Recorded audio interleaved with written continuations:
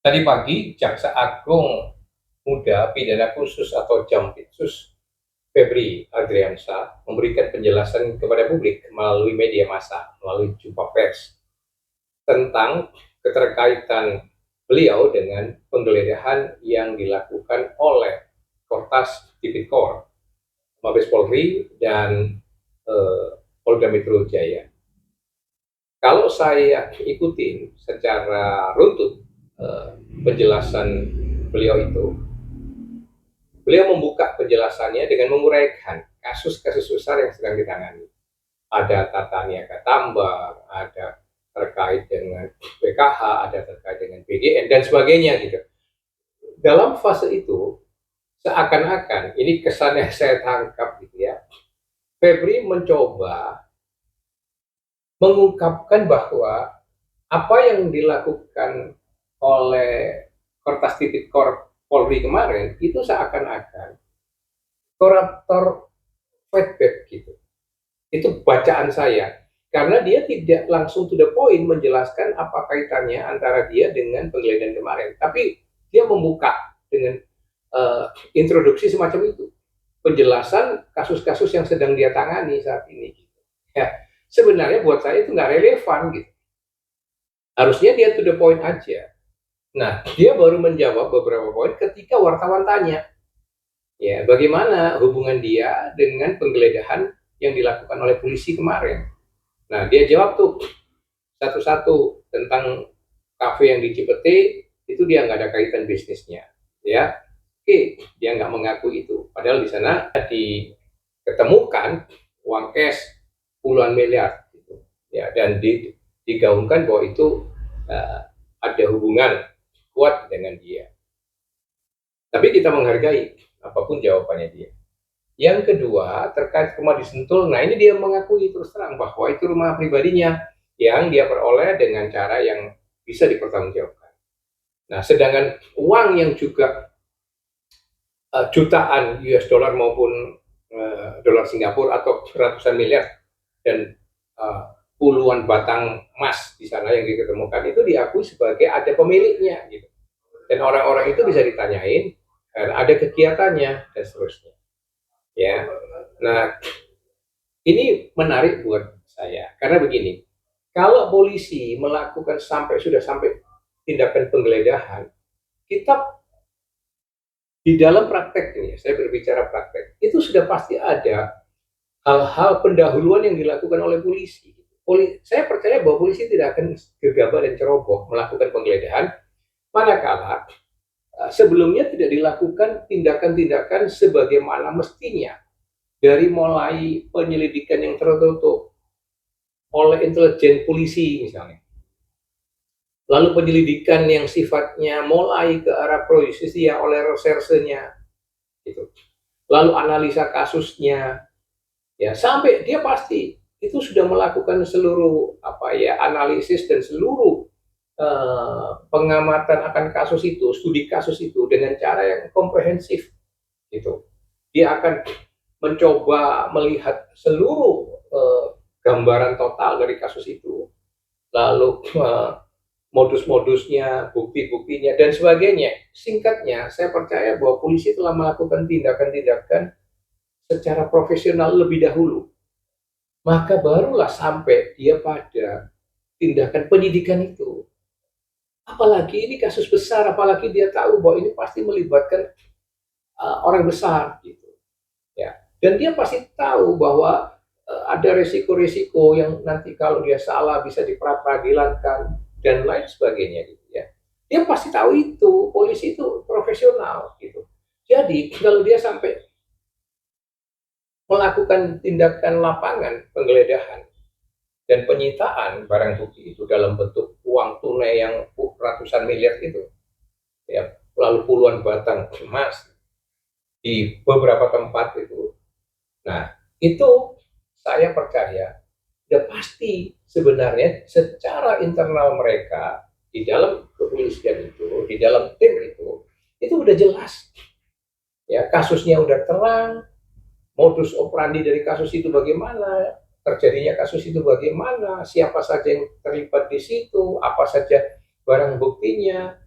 baik tempus dan lokusnya peristiwa itu dan sebagainya dan seterusnya pasti lengkap.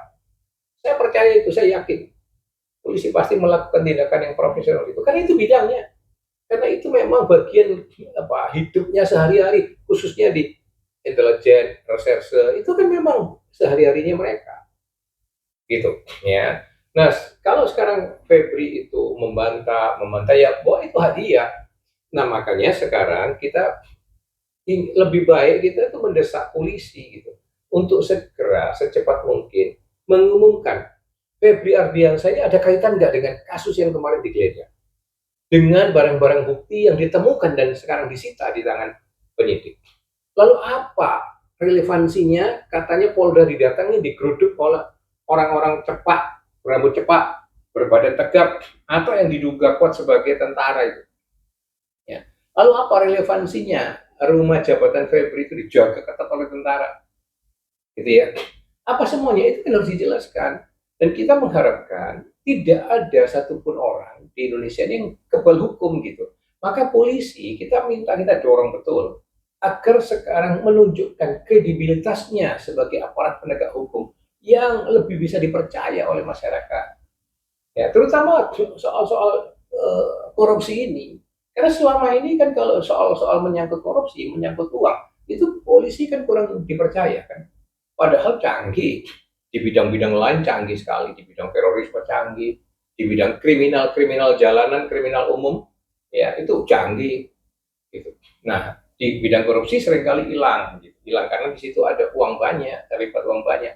Nah, sekarang ini masyarakat sudah terlanjur ya memiliki gambaran gitu ya bahwa kali ini kasus korupsi ini yang disebutkan itu dalam 3 kasus apa Jiwasraya, Asabri, lalu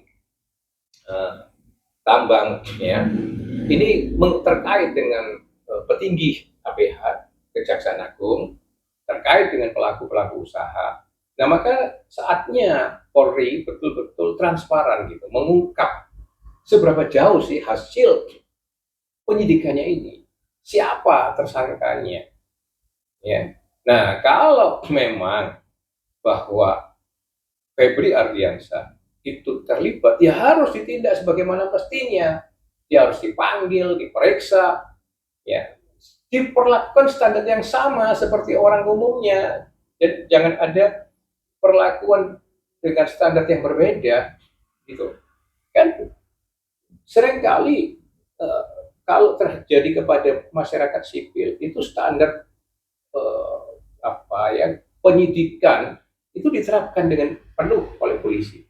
Yang bersangkutan dipanggil, diperiksa dari pagi sampai malam dan seterusnya. Dan kalau sudah jadi tersangka, kasih rompi orangnya, didisplay, diberitahukan kepada media massa dan sebagainya.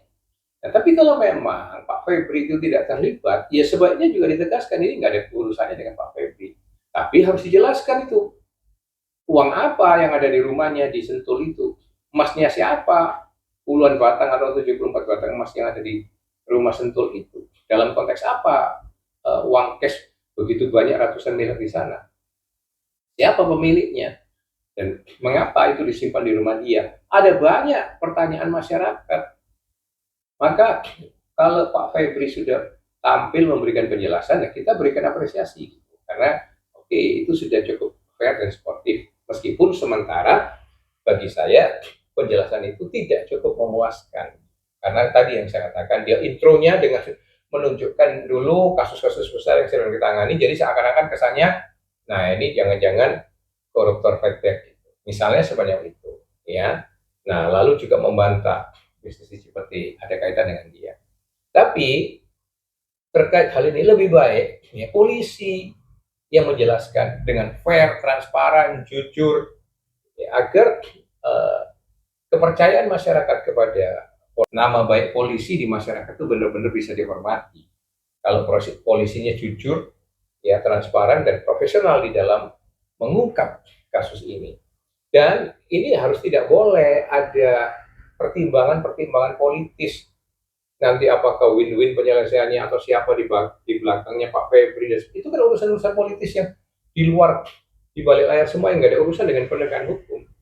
Maka polisi lebih baik concern kepada teknis yuridis gitu. Apakah Febri ini terlibat atau tidak? Kalau terlibat, ya harus perlakukan bagaimana mestinya sebagai seorang yang tersangka.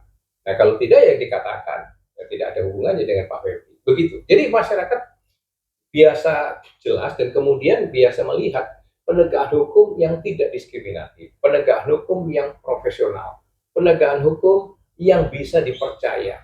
Itu harapan dari masyarakat. Dan kalau itu bisa dilakukan oleh Polri, saya percaya nama baik Polri akan lebih dihargai, kecintaan masyarakat kepada Polri juga akan lebih tinggi dan kuat lagi. Salam Merah Putih.